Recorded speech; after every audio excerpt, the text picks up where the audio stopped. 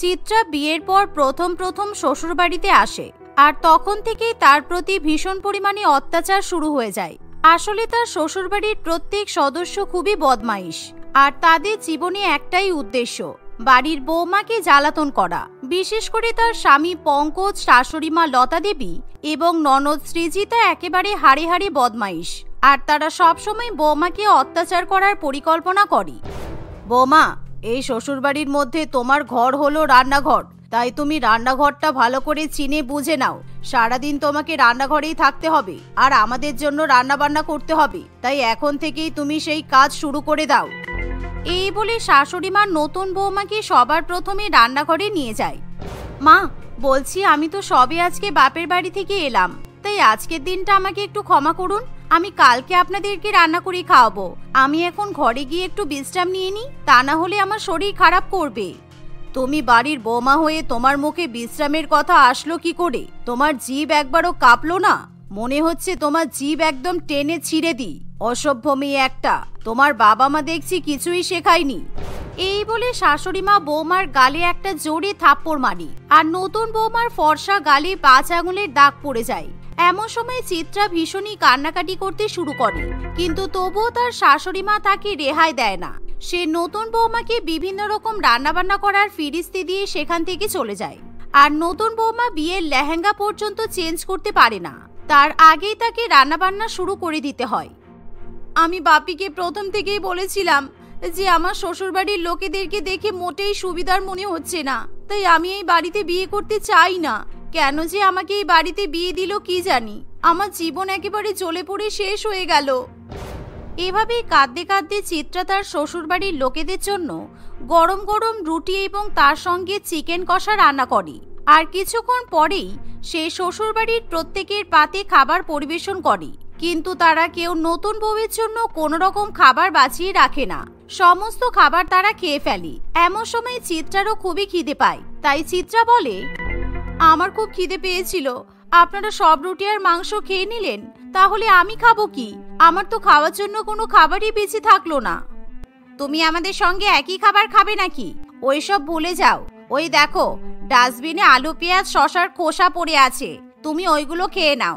ওনার জন্য নাকি আমরা মাংস রুটি বাঁচিয়ে রাখবো? শখ কম নয়। এভাবেই খাওয়া দাওয়া করে যে যার মতো ঘরে চলে যায়। আর সেদিন নতুন বৌমার কপালে কোনো রকম কোনো খাবার জোটে না, তাই চিত্রা না খেয়ে রাত্রিবেলা ঘুমিয়ে পড়ে। আর পরের দিন ভোর 5টা বাজতে না বাজতেই শাশুড়ি মা তাকে ঘুম থেকে তুলে দেয়, কারণ তাকে আবার সকলের জন্য রান্নাবান্না করতে হবে। তাই ভোর 5টার সময় নতুন বৌমা কোনো মতে ঘুম থেকে উঠে স্নান করে রান্নাঘরে যায়। আর এমন সময় শাশুড়ি মা তাকে সারাদিনের রান্নাবান্না বুঝিয়ে চলে যায়। তাই নতুন বৌমা একে একে ভাত, ডাল, মাছ, মাংস ইত্যাদি রান্না করতে শুরু করে।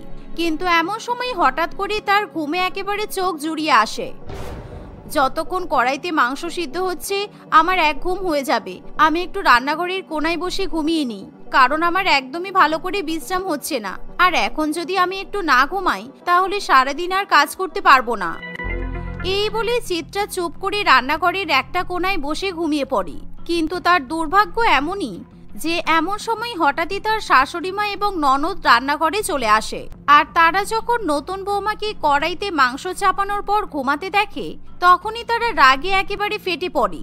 আর এমন সময় সৃজিতা ইচ্ছা করে কড়াই থেকে গরম খুন্তি নিয়ে তার ঘুমন্ত বৌদিকে গরম খুন্তির ছ্যাঁকা দেয়। তাই চিত্রা ঘুমের ঘোরে একেবারে জ্বালা পড়ে আর্তনাদ করে ওঠে।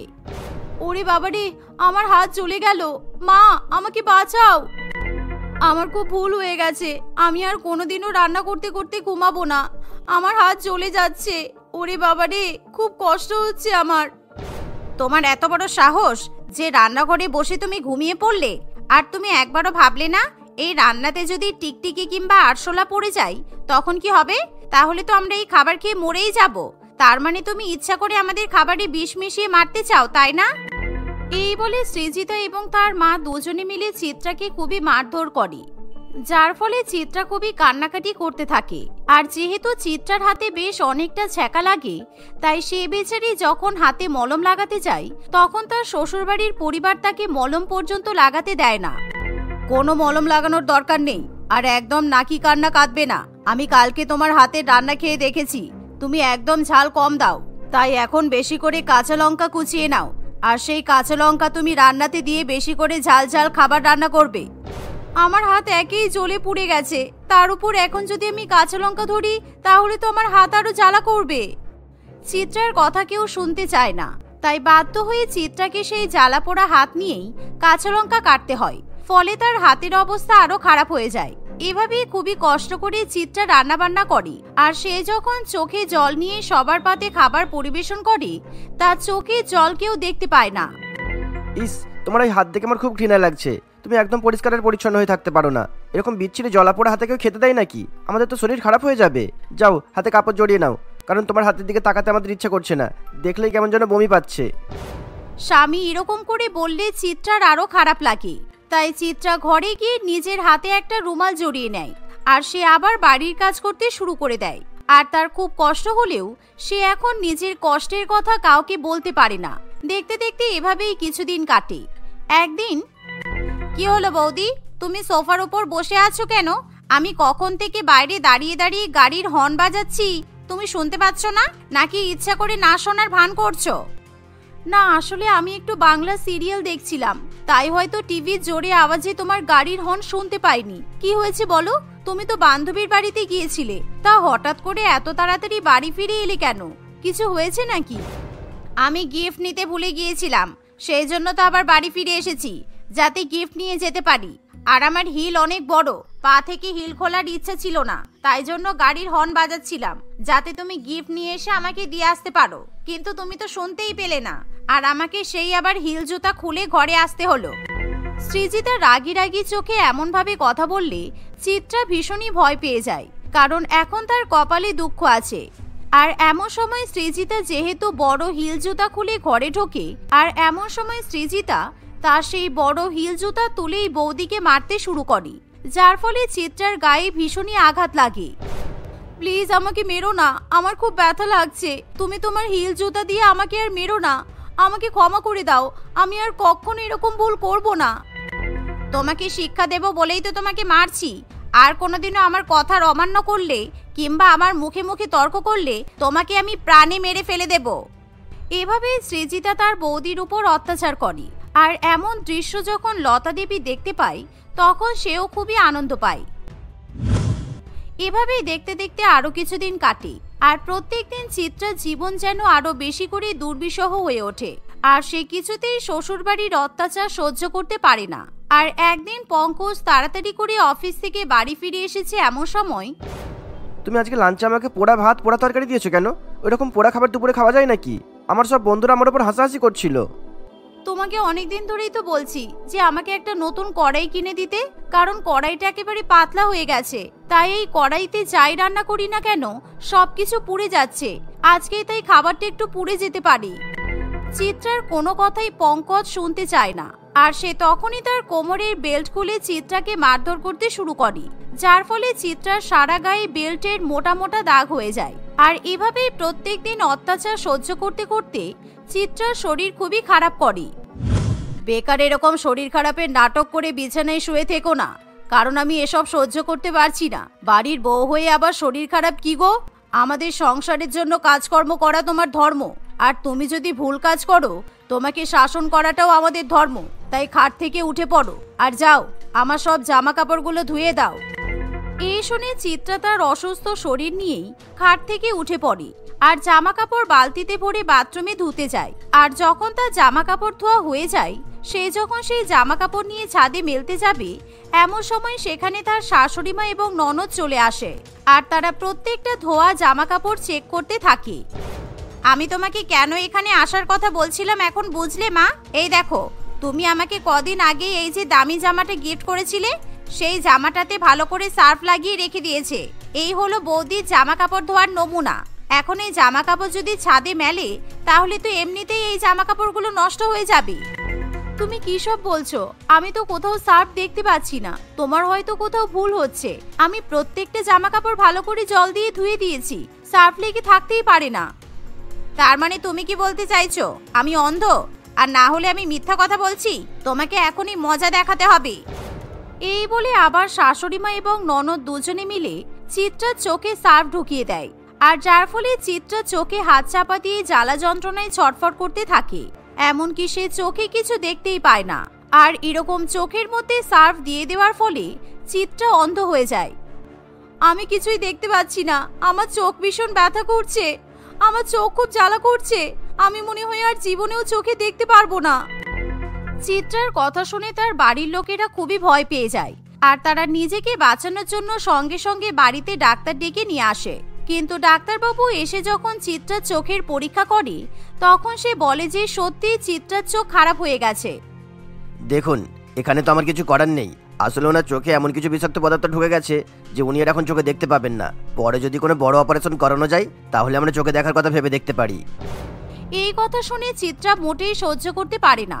আর সে যখন কান্নাকাটি করে ডাক্তারবাবুকে সত্যি কথা বলতে যাবে এমন সময় চিত্রার বদমাইশ বর ইচ্ছা করে তার মুখ চেপে ধরে যাতে সে কোনো কথা বলতে না পারে। তাই ডাক্তারবাবু সেখান থেকে চলে যায়। কিন্তু তারপরও চিত্রার উপর তার শ্বশুরবাড়ির লোকেরা অত্যাচার করা বন্ধ করে না।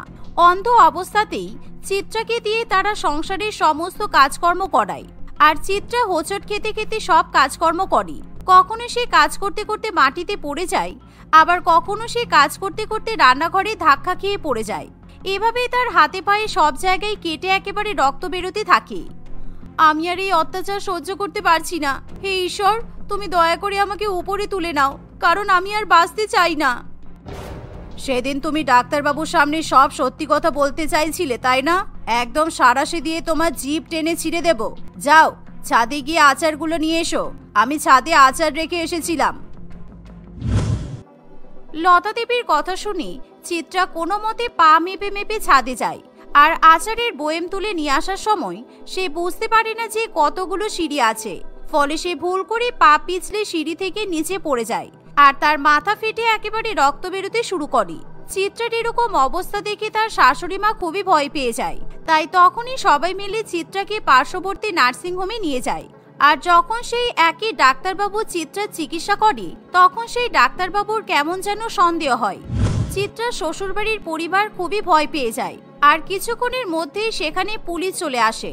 এমন সময় চিত্রা ইচ্ছে করে তার শ্বশুরবাড়ির লোকেদের নামে পুলিশের কাছে কমপ্লেন করে। তাই পুলিশ অফিসার চিত্রার পরিবারের সবাইকে গ্রেপ্তার করে নিয়ে চলে যায়। এভাবেই চিত্রা তার বদমাইশ শ্বশুরবাড়ির অত্যাচারের হাত থেকে রেহাই পায়।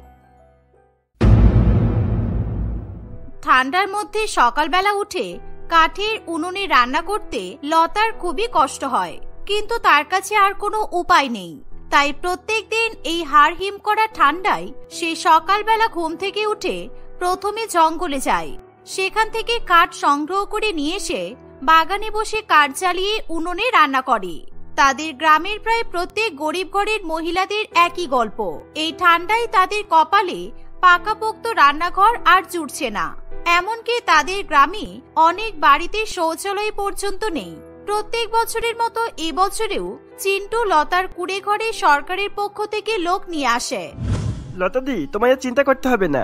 এই বছরের শীতে তোমার একটা পাকা রান্নাঘর হয়ে যাবে আর তোমায় কষ্ট করে উনুনে রান্না করতে হবে না। প্রত্যেক বছর তোমার মুখ থেকে এক গল্প শুনছি, কিন্তু পাকা ঘরের ব্যবস্থা আর হচ্ছে না। এই সরকারের লোক এতবার এসে আমার জায়গা জমি দেখে গেছে যে ওনাদের মুখস্থ হয়ে যাওয়া দরকার, কিন্তু রান্নাঘর ওনারা এখনো বানাতেই পারলো না। আরে তোমার ছোট ভাইয়ের উপর একবার বিশ্বাস তো করো, দেখবে এবার আর হাড়িম করে ঠান্ডায় তোমাকে কষ্ট করতে হবে না। আর তোমার রান্নাঘর হয়ে গেলে তোমাকে কিন্তু আমাকে প্রথম দিনই খাসির মাংস আর পোলাও করে খাওয়াতে হবে। এই বলে সে সরকারের লোকেদেরকে নিয়ে আবার লতা জায়গা জমি দেখাতে শুরু করে। তারাও যথারীতি জায়গা জমি দেখে খাতার মধ্যে কি সব লিখে সেখান থেকে চলে যায়। গরিব লতা চিন্টুর এমন রান্নাঘর বানিয়ে দেওয়ার ধাপ্পাবাজিকে বিশ্বাস করতে চায় না, কারণ চিন্টু লোকটাও খুব একটা সুবিধার নয়। সে দেখছে যে লতা কষ্ট করে ঠান্ডার মধ্যে কাঠের উনুনে রান্না করছে, তবুও তার সকালবেলা চা খাওয়ার প্রয়োজন পড়ে। লতাদি, তোমার হাতের স্পেশাল মালাই কাটিং চা বানাও তো। আমি একটু মালাই কাটিং চার প্রজাপতি বিস্কুট খেয়ে তারপর কাজে যাব। একবার যখন তোমার বাড়িতে এসেইছি তখন তোমার হাতে চা না খেয়ে আমার কাজে মন বসবে না। তুমি বসো, আমি তোমাকে চা করে দিচ্ছি। লতা তাড়াতাড়ি করে উনুনের মধ্যে কাঠ জ্বালিয়ে ভালো করে চা বানায়। আচ্ছা, এই সরকারের লোকগুলো আমার জায়গা জমি দেখে কত কিছু তো লিখে নিয়ে গেল, তাও কতদিনের মধ্যে এনারা আমার পাকাপোক্ত রান্নাঘর বানিয়ে দেবে বলতে পারবে? ছেলে মেয়েগুলো সকালবেলা উঠে স্কুলে যায়, তারপর ওদের বাবা কাজে যায়, আমাকে ওদের জন্য এই ঠান্ডায় কষ্ট করে ভোরবেলা উঠে রান্না করতে হয়। আমি আর এভাবে কষ্ট করে রান্না করতে পারছি না, বিশ্বাস করো।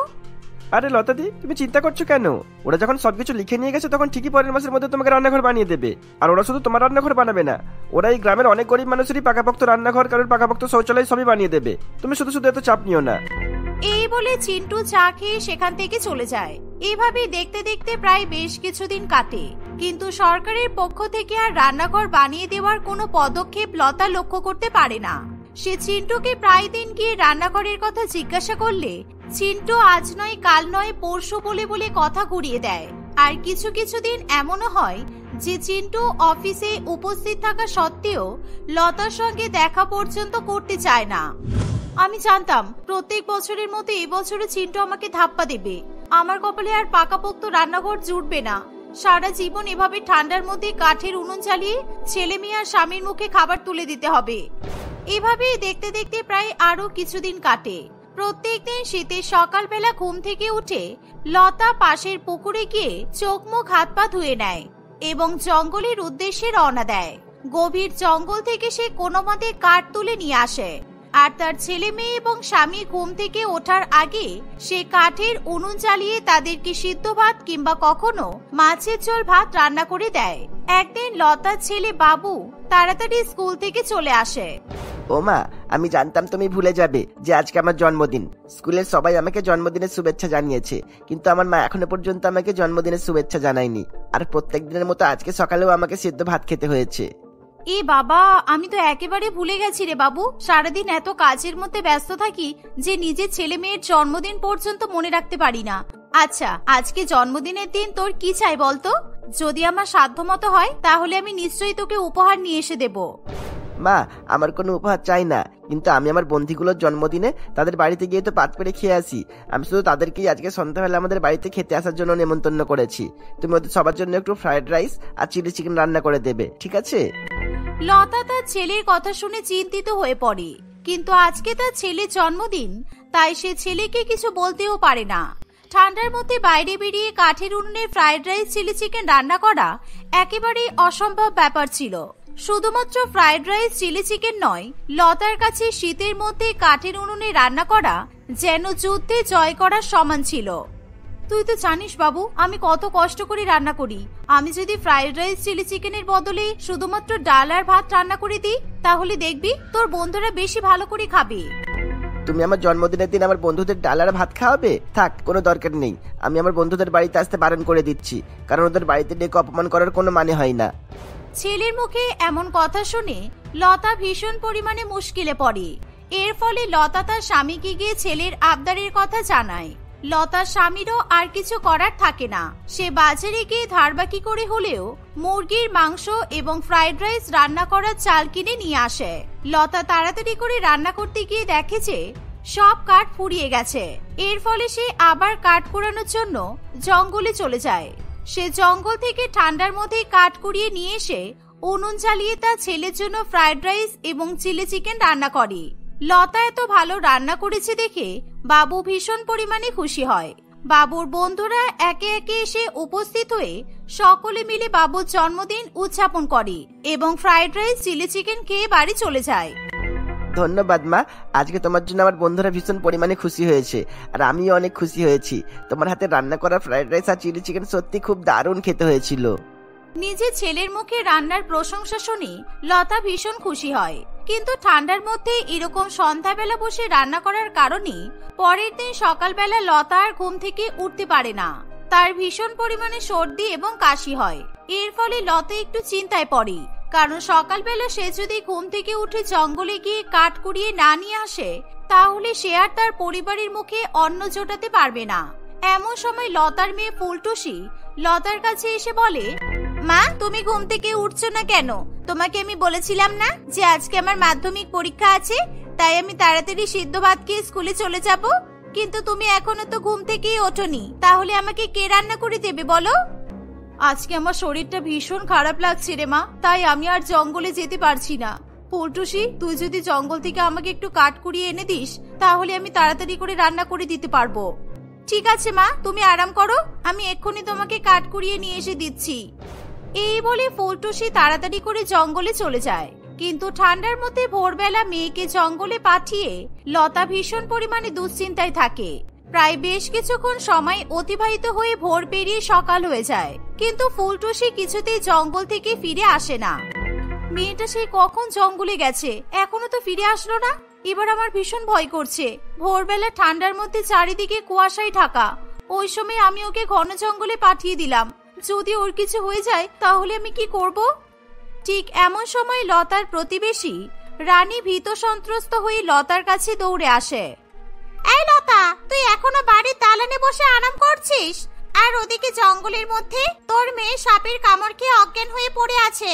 আর তুই আমাদের গ্রামের লোকেদের কুসংস্কারের ব্যাপারে জানিস না? সাপের কামড় খেয়েছে বলে কেউ ওকে ধরতে পর্যন্ত চাইছে না। তাড়াতাড়ি চল আমার সাথে, মেয়েটাকে নিয়ে কবিরাজের কাছে যেতে হবে তো। আসলে ভোরবেলা ঠান্ডার মধ্যে ফুলটুসি যখন গভীর জঙ্গলে কাঠ তুলতে যায়, তখন সে বুঝতে পারে না কোন গাছে সাপের বাসা আছে। এর ফলে সে এমন এক গাছ থেকে কাঠ কুড়াতে যায় যেখানে এক বিষাক্ত সাপ বহুদিন ধরে বাসা করেছিল। ফলে যেই না ফুলটুসি গাছের মধ্যে হাত দেয়, আর তখনই সেই বিষাক্ত সাপ কোঠর থেকে বেরিয়ে এসে ফুলটুসির হাতে ছোবল মারে। ফুলটুসি সেই মুহূর্তে চিৎকার করে অজ্ঞান হয়ে পড়ে যায়। এই ঘটনা শুনে লতা আর ঠিক থাকতে পারে না। সেই মুহূর্তে সে কাঁদতে কাঁদতে রানীর সঙ্গে জঙ্গলে চলে যায়। নিজের মেয়েকে এমন অবস্থায় পড়ে থাকতে দেখে লতা একেবারে কান্নায় ভেঙে পড়ে। আজকে আমার জন্য তোর এই অবস্থা হয়েছে। আমি যদি তোকে ভোরবেলা জঙ্গলে না পাঠাতাম তাহলে তোকে আজকে এই দিন দেখতে হতো না। লতা এবং রানী কোনো মতে ফুলটুসিকে তুলে নিয়ে কবিরাজের কাছে চলে যায়। কবিরাজ নানান রকম গাছপাতা বেটে ফুলটুসির হাতে মাখিয়ে দেয়, কিন্তু তাতে কোনো সুরাহা পাওয়া যায় না। এইভাবে এই মেয়ে সুস্থ হবে না লতা, তুমি ওকে এক্ষুনি প্রাথমিক চিকিৎসা কেন্দ্রে নিয়ে যাও, আর টাকা পয়সা দিয়ে ভালো করে চিকিৎসা করাও। তা না হলে কিন্তু ওকে বাঁচানো সম্ভব হবে না। সারা শরীর ওর সাপের বিষ ছড়িয়ে পড়েছে। এই কথা শুনে লতা এবং রানী খুবই ভয় পেয়ে যায়। তারা এক মুহূর্ত দেরি না করে ফুলটুসিকে প্রাথমিক চিকিৎসা কেন্দ্রে ভর্তি করে দেয়। কিন্তু লতা যেহেতু গরিব ছিল, তাই তার কাছে ফুলটুসিকে সেবা করার মতো কোনো টাকাই ছিল না। আর প্রাথমিক চিকিৎসা কেন্দ্র কিংবা নার্সিং হোম কিংবা সেটা হসপিটালই হোক না কেন, তারা টাকা ছাড়া কোনো রোগীর সেবাও করবে না। এই ভেবে লতা টাকা জোগাড় করার জন্য কোনো উপায় খুঁজে না পেয়ে তাড়াতাড়ি করে চিন্টুর অফিসে যায়। তখন চিন্টু নিজের হুঁশতাল হারিয়ে ফোনে সরকারের কর্তৃপক্ষের সঙ্গে গল্প করছিল। এই গ্রামের গরিব লোকগুলোকে কেমন বোকা বানালাম বলো তো। প্রত্যেকবার ইচ্ছা করেই তো আপনাদেরকে নিয়ে আসি, আর পাকা রান্নাঘরের পাকা শৌচালয় বানিয়ে দেওয়ার কথা দিই, আর ওদেরকে ঢপ দিয়ে তো সরকারের সমস্ত টাকা আমি আর আপনারা নিজেদের পকেটে ঢুকিয়ে নিই। এই বছরও তো সব টাকা আমরা নিয়ে নিলাম। ওই গরিবগুলো ভাবছে ওদেরকে পাকা রান্নাঘর আর শৌচালয় বানিয়ে দেওয়া হবে, জন্মভূত রান্নাঘরে শৌচালয় হবে না। লতা চিন্টুর এমন কথা শুনে রাগে জ্বলে ওঠে। সে আর নিজেকে ঠিক রাখতে পারে না। বদমাইশ চিন্টু, তোর এত বড় সাহস! তুই আমাদের মতো গরিব লোকেদেরকে ঠকাচ্ছিস, আর আমাদের রান্নাঘর শৌচালয় বানানোর টাকা নিজের পকেটে ভরছিস। আজকে তোর জন্য আমার পরিবারের এই অবস্থা হয়েছে। আমি তোকে ছেড়ে কথা বলবো না। চিন্টু লতাকে দেখে একেবারে ভূত দেখার মতো করতে শুরু করে। সে কিছুতেই লতার কাছে নিজের দোষ স্বীকার করতে চায় না। চিন্টু তার দোষ ঢাকার জন্য লতাকে যা নয় তাই কথা শোনায়। এই শোনো লতা দি, তোমার যা করে তুমি করে নাও। তুমি কিছুতেই আমার একটা মাথা চুলো পর্যন্ত পাকা করতে পারবে না, বুঝেছো? গরিব ভিখিরি, পকেটে টাকা নেই, তার আবার বড় বড় কথা। শোনো, আমি গরিব হতে পারি কিন্তু মূর্খ নই। এখনই আমি তোমার নামে পুলিশের কাছে গিয়ে কমপ্লেন করব। তখন তুমি বুঝতে পারবে কত ধানে কত চাল। আর এখন আমার মেয়ে সাপের কামড় খেয়ে মরতে বসেছে, তাই আমার রান্নাঘর বানানোর প্রাপ্য সরকারের টাকা থেকে তুমি আমাকে টাকা দাও। পুলিশকে জানানোর কথা শুনে চিন্টু ভীষণ পরিমাণে ভয় পেয়ে যায়। প্রত্যেক বছর সরকার গরিব মানুষদের যে রান্নাঘর এবং শৌচালয় বানানোর টাকা পাঠায়, সেই টাকা চিন্টু নিজের পকেটে ভরে নেয়। এর ফলে গরিব মানুষেরা আর কখনো পাকাপোক্ত রান্নাঘর এবং শৌচালয়ের সুবিধা ভোগ করতে পারে না। অন্যদিকে চিন্টু লোকের টাকা মেরে নিজের জন্য 3 তলা বাড়ি এবং প্রত্যেক তলায় একটা আলাদা করে বড় লোকেদের মতো রান্নাঘর ও শৌচালয় বানায়। আরে লতাদি, তুমি এত রেগে যাচ্ছ কেন? তুমি দয়া করে মুখ্যমন্ত্রীকে কিছু জানিও না। আমি তোমাকে এখনই তোমার প্রাপ্য টাকা দিয়ে দিচ্ছি, আর 1 মাসের মধ্যে আমি তোমাকে রান্নাঘর পর্যন্ত বানিয়ে দেবো, ঠিক আছে? এই বলে চিন্টু সুরসুর করে নিজের পকেট থেকে করকরে 1000 টাকার নোট বের করে লতার হাতে দিয়ে দেয়। লতা সেই টাকাটা নিয়ে তাড়াতাড়ি করে চিকিৎসা কেন্দ্রে যায়। সে নিজের মেয়েকে সাপের কামড় থেকে সুস্থ করে বাড়িতে নিয়ে আসে। চিন্টু চাপে পড়ে নিজের পকেট থেকে টাকা দিয়ে গ্রামের সকলকে পাকাপোক্ত রান্নাঘর এবং শৌচালয় বানিয়ে দেয়। কিন্তু লতা তাকে ক্ষমা করে না। সে পুলিশকে সব ঘটনা জানায়। এর ফলে পুলিশ কর্তৃপক্ষ কড়া পদক্ষেপ নিয়ে চিন্টুর কাছ থেকে ঘরবাড়ি এবং রান্নাঘরের ডিলারশিপ ক্যান্সেল করে দেয়। লতার সাহসিকতার জন্য গ্রামবাসীরা সকলে তাকে বাহবা দেয়। তারপর থেকে লতাকে আর কষ্ট করে শীতের মধ্যে জঙ্গল থেকে কাঠ কুড়িয়ে নিয়ে এসে উনুনে রান্না করতে হয় না। জীবনে প্রথমেই পাকাপোক্ত রান্নাঘরের মুখ দেখলাম। সারা জীবন অনেক কষ্ট করেছি, কিন্তু এখন আর নয়। এখন আমি আমার ছেলে মেয়েদের পাকাপোক্ত রান্নাঘরে ভালো করে গ্যাসে সুন্দর করে রান্না করে খাওয়াবো। এভাবেই লতা শীতের মধ্যে নিজের পাকাপোক্ত রান্নাঘরে সুস্বাদু পিঠে, পুলি, পায়েস এবং অন্যান্য ভালো ভালো খাবার রান্না করে। তারা সকলেই ভালো মন্দ খেয়ে সুখে শান্তিতে বেঁচে থাকে।